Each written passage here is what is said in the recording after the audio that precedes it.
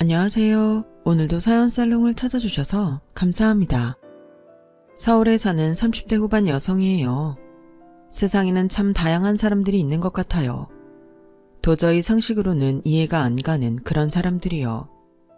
저도 얼마 전에 비상식적인 사람 때문에 골머리를 썩었어요. 남이라면 똥이 더러워서 피하지 무서워서 피하냐? 이런 마음으로 피하겠는데 하필 그 사람이 제 시어머니라서 피할 수도 없었어요. 왜 하필 나는 이런 사람을 시어머니로 만나 고생인지 억울하기도 했지만 여기에 올라오는 사연만 봐도 정상적인 시댁이 거의 없는 걸로 봐선 나만 고생하고 사는 건 아니라는 생각에 위안을 받았습니다. 저는 평범한 가정에서 자라 인생에 부침 없이 순탄하게 살아왔어요. 적어도 결혼을 하기 전까지는요. 따지고 보면 제 인생은 결혼 전과 결혼 후로 나눌 수 있을 것 같아요. 그만큼 결혼 뒤에 제 인생이 많이 변했어요. 긍정적으로 변했다면 좋았겠지만 안타깝게도 아주 부정적으로 변해버렸죠. 그건 상식이 통하지 않는 시어머니 때문이었어요. 따지고 보면 제 남편도 그리 상식이 통하는 사람은 아닌 것 같긴 해요. 그런데 왜 이런 남자랑 결혼을 했냐고요? 알았으면 했겠어요. 7년 넘게 연애를 했지만 어찌나 감쪽같이 감췄는지 사귀는 내내 짐작조차 못했다니까요. 남편과 저는 같은 과 동기였어요. 7살에 학교에 들어간 남편은 저보다 1살 연하지만 같은 학번 동기라서 친구가 됐어요. 처음부터 남편한테 마음이 있었던 건 아니었어요. 생각지도 못한 사건 때문에 가까이 지내다 보니 정이 들어 사귀게 된 거였으니까요. 그날은 대학에 입학하고 얼마 안 돼 OT를 떠난 날이었어요. 밤이 되자 각 방마다 신입생들과 선배들이 섞여 앉아 술자리를 벌였어요. 처음엔 분위기도 좋고 화기애애했어요. 저희 방에 배속된 선배들이 다들 성격도 좋고 매너도 좋았거든요. 그런데 술자리가 무르익어가던 무렵 저희 방에 술에 취한 복학생 선배 하나가 들어오면서 분위기가 흐려지기 시작했죠. 괜히 여자 후배들한테 추파 던지며 야한 농담을 하는데 진짜 몇 대 패주고 싶더라고요. 그런데 이 인간이 술이 좀 들어가자 제 옆에 딱 붙어 앉아서는 치근덕대기 시작한 거예요. 선배들이 말려도 봤지만 덩치가 커서 그런지 꿈쩍도 않더라고요. 그리고는 제 어깨에 무거운 팔을 턱 걸치고는 뽀뽀를 하려고 들지 뭐예요. 순간 건너편에 앉아있던 남편이 팔을 뻗어 선배를 그대로 밀쳐버렸어요. 순식간에 뒤로 발라당 자빠진 선배는 벌떡 일어나선 남편한테 따라 나오라고 소리를 치더라고요. 호기롭게 외친 복학생 선배의 말이 떨어지기가 무섭게 남편이 자리에서 일어났는데 우와, 키가 장난 아니게 큰 거예요. 나중에 물어보니 186cm라고 하더군요. 게다가 운동을 했는지 어깨도 떡 벌어지고 근육도 장난 아닌 거예요. 기껏해야 170대 중반 정도로 보이는 복학생 선배는 제 남편의 덩치에 기가 눌렸는지 전의를 상실한 표정으로 좋은 날이니 자기가 참는다며 방을 나가버리더라고요. 저는 자리에 앉은 채로 남편을 올려다보고 있었는데 정말 거인 같았어요. 그도 그럴 게 제 키가 좀 작거든요. 자신은 올려다보는 저를 발견한 남편은 선배가 있던 자리로 옮겨 앉으며 제게 괜찮냐고 물었어요. 덩치와 다르게 다정하고 부드러운 목소리에 살짝 놀랐죠. 그 일을 계기로 남편과 저는 친해졌고 얼마 뒤 CC가 돼서 1학년 내내 붙어 다녔어요. 키가 158cm에 불과한 제 옆에 186cm나 되는 장신이 붙어 다니니까 주변에선 고목나무에 매미가 달린 것 같다고 놀리곤 했어요. 그런데 웃긴 건 체격과 달리 남편은 여성스러운 성격을 가졌고 반대로 체구가 작은 저는 남자 같은 성격을 가졌다는 거예요. 그래서 둘이 싸울 때면 저는 남편을 올려다보며 막 지르는 편이었고 남편은 삐쳐서는 고개를 돌리고 입을 꾹 다물곤 했죠.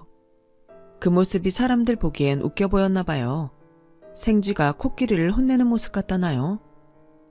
아무튼 외관상으로나 성격적으로나 완전히 다른 우리 부부는 저희 과에서 꽤 유명한 CC였어요. 그렇게 껌딱지처럼 붙어 다니다가 남편이 군입대를 하면서 떨어져 지내게 됐어요. 사실 저는 그럭저럭 지낼만 했는데 남편은 저랑 통화할 때마다 질질 짜곤 했죠. 자기 버리지 말라고, 보고 싶다고, 이번 주에 면회 와달라고. 애처럼 칭얼대는 바람에 통화 시간 동안 남편을 달래느라 진이 다 빠지곤 했어요. 남편이 제대 후 복학했을 땐 제가 4학년이라서 취업 준비로 바빴는데 그때도 남편은 자기랑 놀아주지 않는다고 자주 삐치곤 했죠.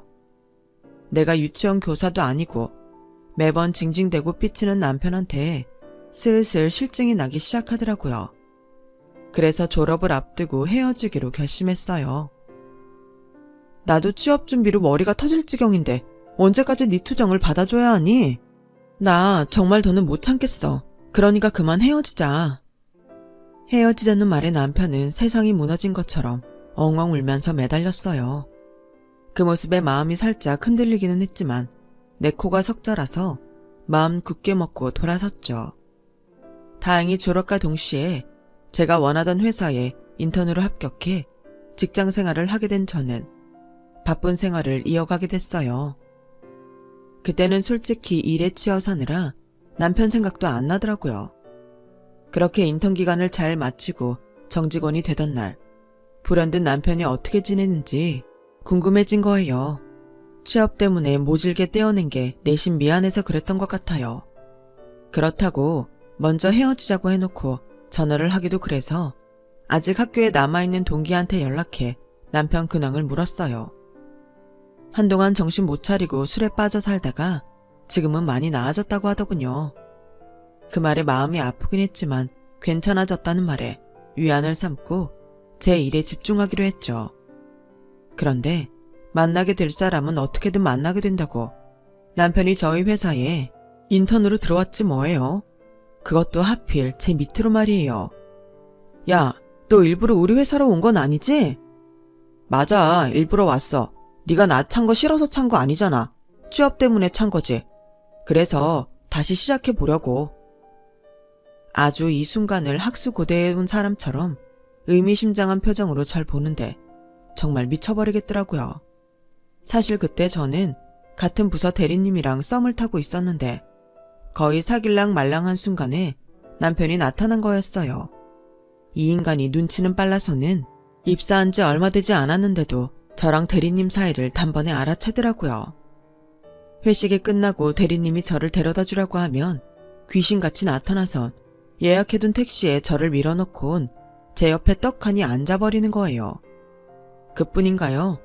점심시간에 구내 식당에서 밥을 먹을 때면 꼭 저랑 대리님 사이에 끼어들어 앉아선 그 커다란 덩치로 둘 사이에 벽을 만들곤 했어요. 아무리 눈치를 줘도 모르쇠로 일관하면서요. 야, 너 정말 이럴 거야? 우리 끝난 지가 언젠데 이제 와서 내 연애까지 방해해. 너 한 번만 더 이러면 나 정말 가만 안 있는다. 열이 뻗쳐서 대학 시절 그래왔던 것처럼 고개를 빳빳이 들고 남편을 올려다보면서 소리를 쳤어요. 그런데 이 인간이 전과는 달리 여유롭게 저를 내려다보면서 씩 웃고만 있지 뭐예요. 화내지 마, 혈압 오른다. 안 그래도 넌 다혈질이라 고혈압 조심해야 돼. 이러면서 저를 약올리는데 멀쩡한 혈압도 쭉쭉 오를 것 같더라고요. 결국 남편의 완벽한 방어 덕에 대리님은 나가 떨어졌고 회사에는 저랑 남편이 사귄다는 소문까지 돌기 시작했어요. 그러던 어느 날이었죠. 옆 부서랑 업무 공조를 하다가 다 같이 술자리를 갖게 되는데 평소 술만 먹으면 개가 되는 옆부서 박 과장님이 제 옆에 앉아선 더러운 손을 제 허벅지에 댄 거예요. 그걸 본 남편은 저를 번쩍 드러내고 제자리에 앉아서는 과장님 손을 자기 허벅지에 척 올려놓곤 이렇게 말했어요. 박 과장님, 정지영 씨 허벅지 그만 만지시고 제 거 만지시죠. 근육이 탱탱해서 제게 더 만질만 하실 겁니다. 그 말에 술자리는 순식간에 싸해졌고 과장님은 얼굴이 붉어져서는 도망치듯 가게를 나갔어요. 그 바람에 사람들 시선이 온통 남편한테 집중됐죠. 다들 말은 안 했지만 너 이제 정직원 전화는 물 건너 갔다 하는 표정이었어요. 왜 아니겠어요. 고작 인턴 나부랭이가 공개적으로 과장한테 엿을 먹였는데요. 그런데도 남편은 잘 구워진 고기를 제 접시에 올려주면서 꼭꼭 씹어먹으란 소리를 하더군요. 순진한 건지 멍청한 건지 모를 정도로 무모한 행동을 한 남편을 보니 마음이 편치 않았어요. 그래서 집에 가는 택시 안에서 남편한테 소리를 쳤죠. 야, 이 멍청아. 그 자리에서 과장님한테 그런 짓을 하면 어떡해. 너 인턴으로 끝날 거야? 정직원 돼야 할 거 아냐.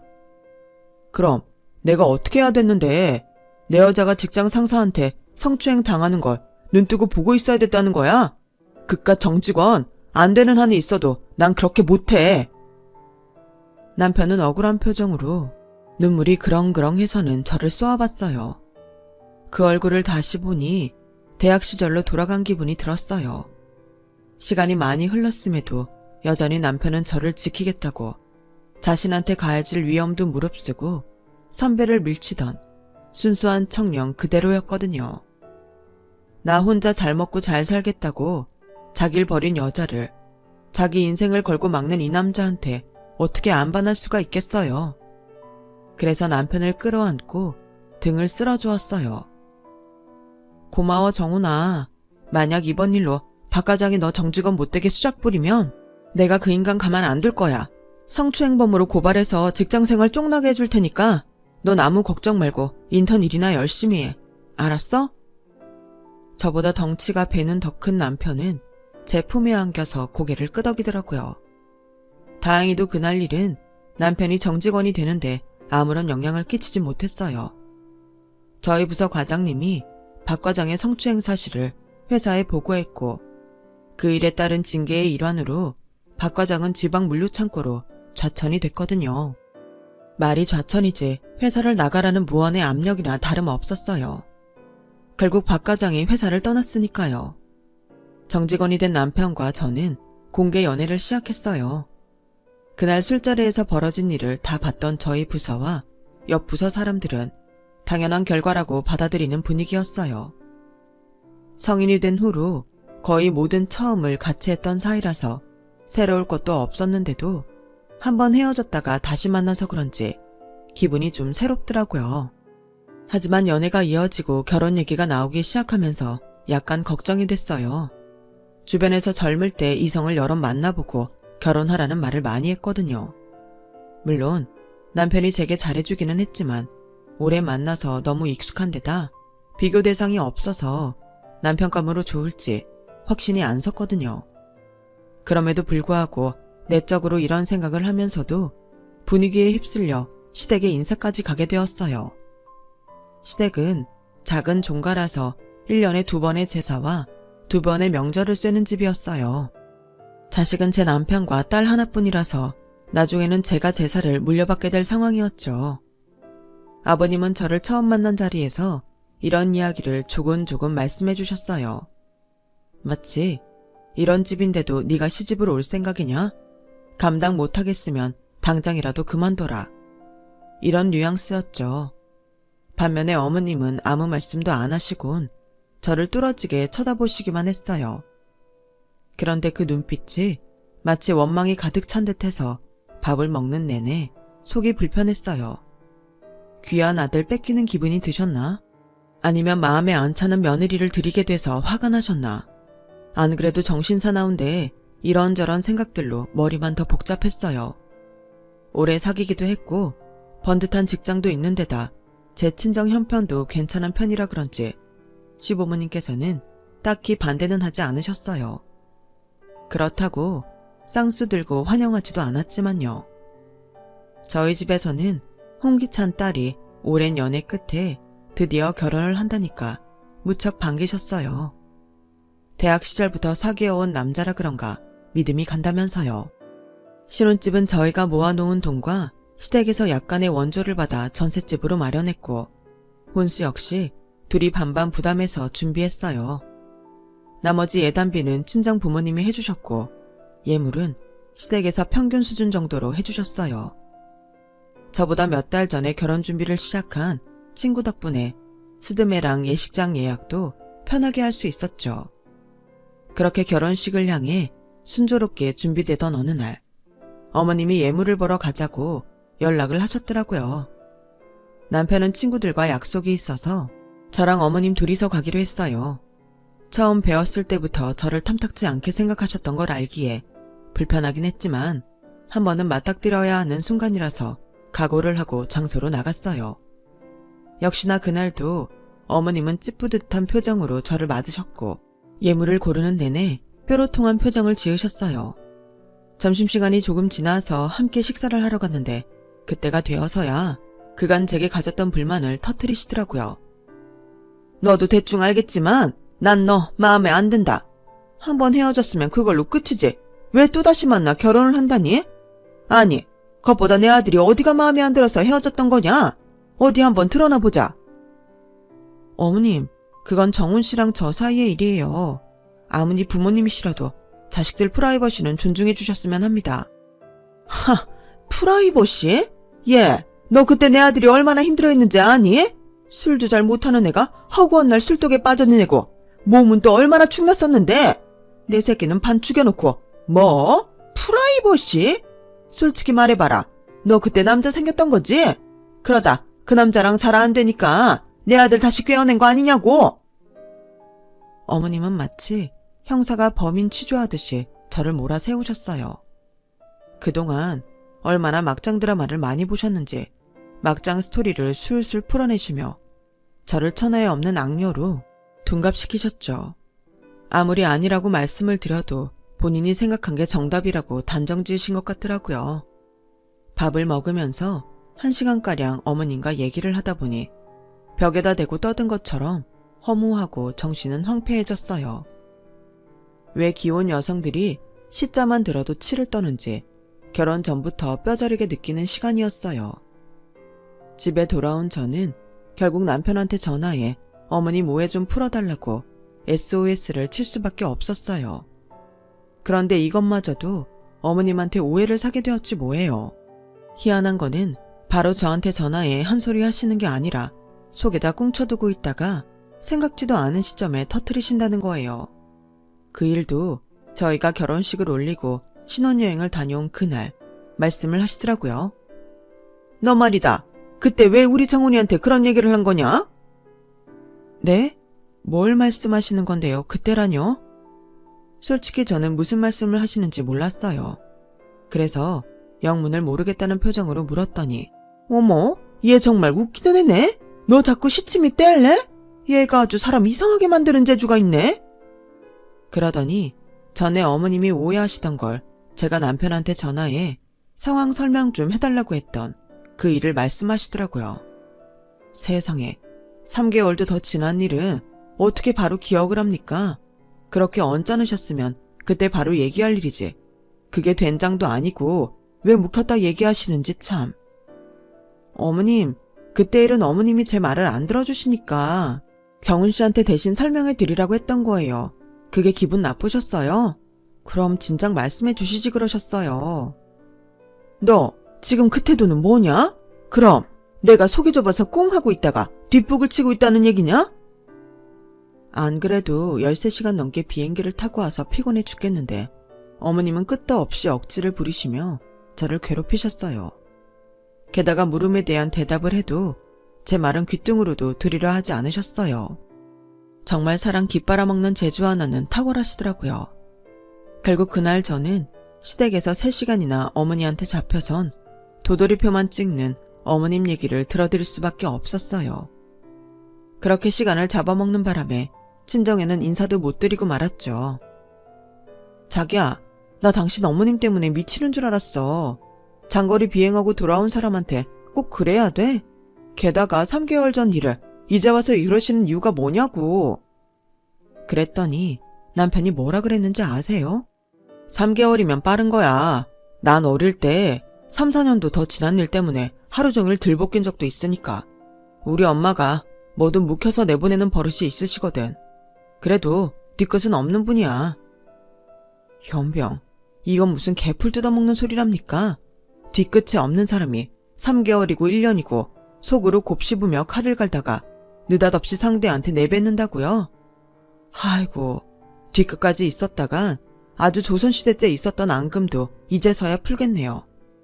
아무튼 그때 알아봤어요. 시어머니와 엮여서는 내가 4명이 못 죽겠다는 사실을요. 그래서 가급적이면 어머님 눈밖에 안 나려고 시댁에 갈 때마다 잔뜩 긴장을 했어요. 그러다 보니 스트레스가 엄청 쌓이더라고요. 그런데도 생각지 못한 말 한마디, 행동 하나 때문에 어머님께 시달리기 일쑤였어요. 특히 말꼬리를 잡으며 사람 피를 말리는데, 정말 안 당해본 사람은 몰라요. 게다가 평생 직장을 다녀본 적이 없는 분이라서 직장인들의 생활을 전혀 이해도 못하시고 이해하려는 노력조차 하지 않으셨어요. 제가 뻔히 직장에 다니는 걸 아시면서도 평일 오후에 한의원에 가게 차 끌고 오라고 하시질 않나, 방금 홈쇼핑에서 본 물건을 저더러 주문을 하라고 하시질 않나, 스마트폰 작동법을 물어보시질 않나, 은행 일도 물어보고 정말 미치고 팔딱 뛸 노릇이었어요. 하루는 회의 중에 어머님이 전화를 하셨길래 부재중으로 돌려놨더니 그걸 가지고 또 꿍에서는 2달 뒤 어느 날 느닷없이 터뜨리시는 거예요. 억울한 건 당시엔 2달 전이었던 그날 스케줄이 기억 안 나서 제대로 된 대응조차 하지 못했다는 거였죠. 어머님한테 호되게 당한 날이면 남편한테 스트레스를 풀었어요. 당신 엄마 정말 왜 이래? 내가 2달 전 있었던 사소한 일을 어떻게 기억하냐고. 그것도 꼭 회사에 있는데 전화해서는 이거 해라 저거 해라. 회의 때문에 전화 한 통 못 받은 것 가지고 2달 뒤에 따지면 어떤 사람이 2달 전 일을 정확하게 되겠냐고. 나 정말 당신 엄마 때문에 피 말라 죽을 것 같아. 그랬더니 남편이 다이어리에 적어놔. 그럼 되잖아. 가만 보면 엄마도 문제지만 너도 문제야. 엄마한테 한두 번 당하는 거 아닌데 그 정도 대응책도 마련 안 하고 뭐 하는 거야? 앞으로 메모지라도 남겨놨다가 써먹어. 간단한 걸 가지고 난리냐? 이게 무슨 개뼈다귀 같은 소리래요.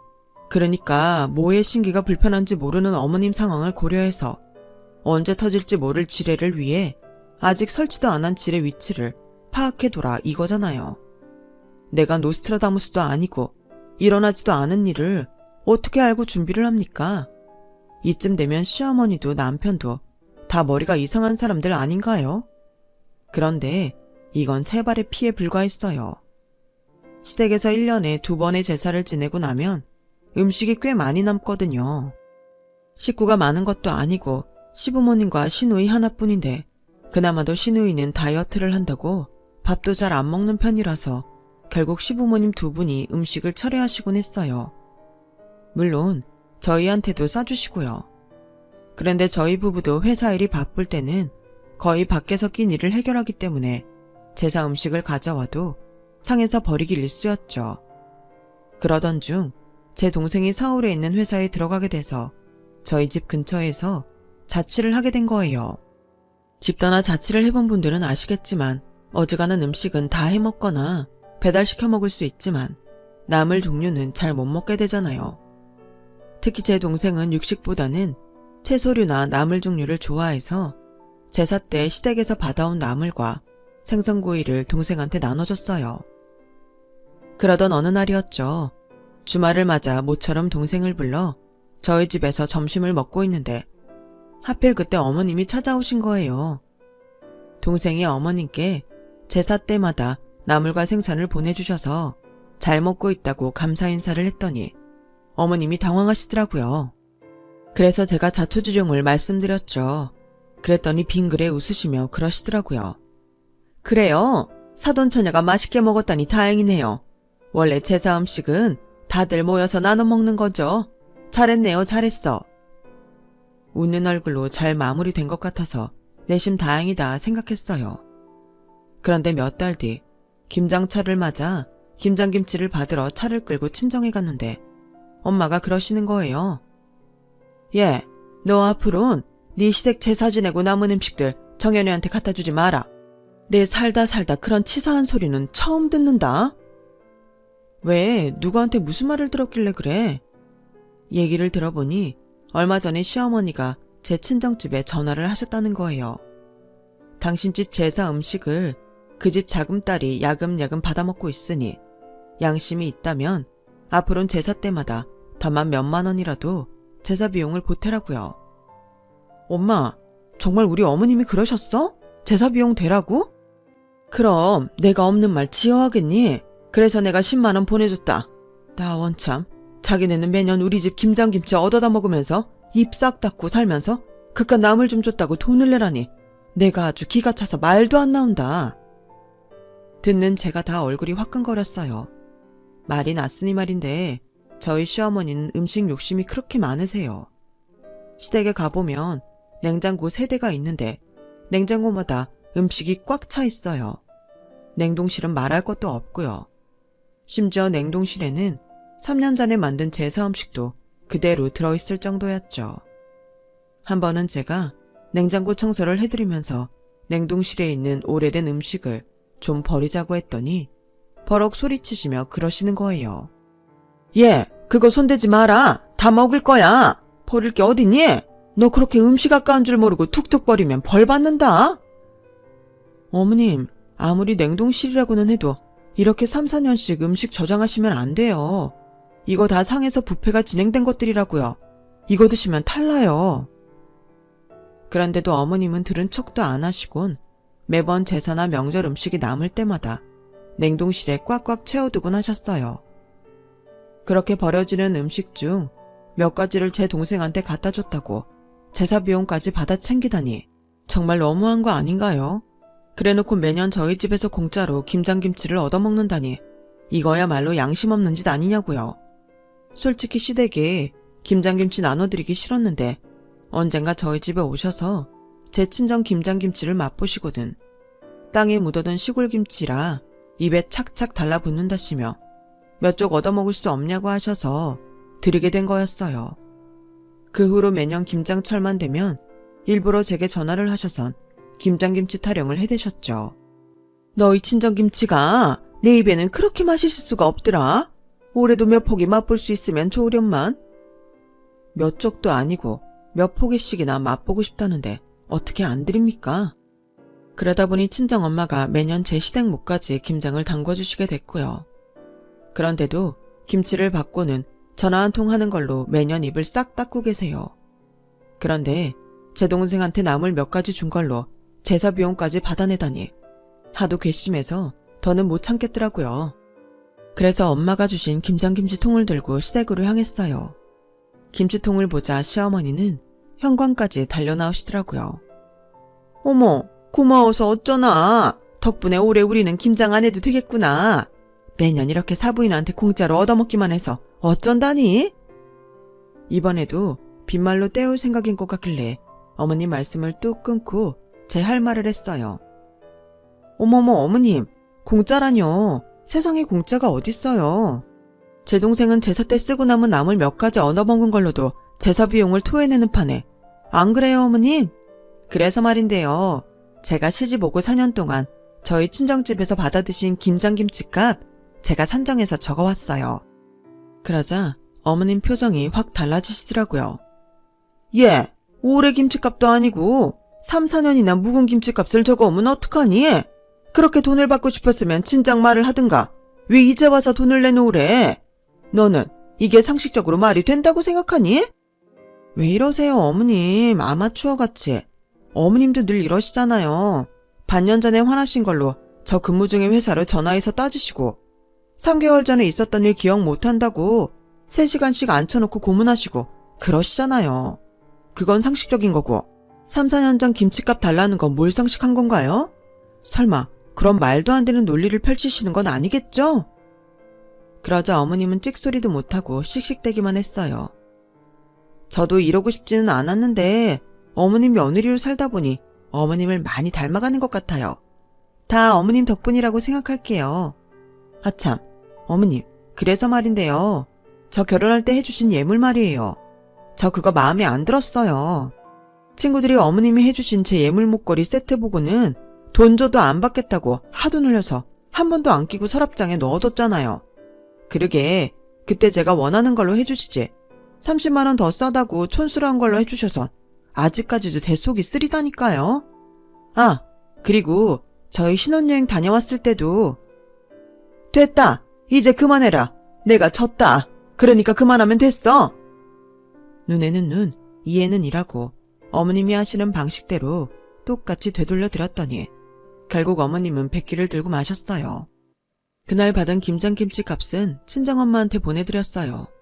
그리고 앞으로는 제 시댁 김치는 안 해주셔도 된다고 말씀드렸고요. 그날을 기점으로 저는 더는 시어머니 앞에서 참고 살지 않아요. 받은 대로 되갚아주고 상처 입은 만큼 상처도 주고 있죠. 그랬더니 어머님도 더는 안 되겠던지 지금은 예전과 달리 사람 피 말리는 일은 안 하시네요. 30년 가까이 남으로 살던 사람들이 어느 날 갑자기 한 가족이 됐으니 서로 간에 불편한 점이 좀 많겠어요. 하지만 일방적으로 한쪽만 당하고 사는 건 잘못된 거라고 생각해요. 그래서 저도 시어머니를 상대로 이런 짓을 벌였지만 이게 다 앞으로 조금은 더 가까운 가족이 되기 위한 시도였다고 생각합니다. 어머님도 이런 제 마음을 알아주셨으면 좋겠네요. 지금까지 제 사연 들어주셔서 감사합니다. 항상 건강하시고 행복한 하루 보내세요. 여러분, 사연 댓글에 응원과 현명한 조언 부탁드려요. 좋아요와 구독은 저에게 큰 힘이 됩니다. 오늘도 좋은 일 가득하세요.